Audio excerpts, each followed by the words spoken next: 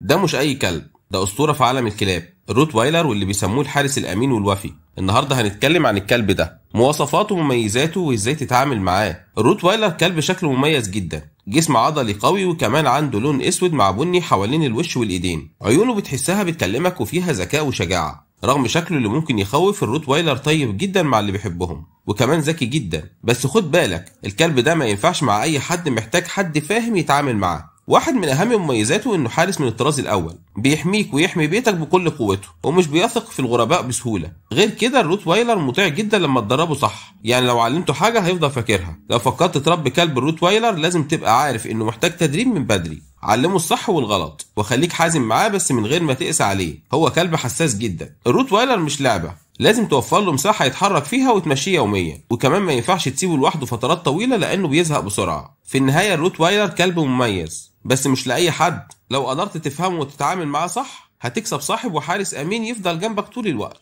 ايه رأيك؟ لو عندك كلب روت وايلر او عايز تربي واحد، اكتب لنا في الكومنتات تجربتك. ما تنساش تعمل لايك وشير للفيديو لو عجبك، واستناني في فيديوهات جديدة عن عالم الكلاب. سلام.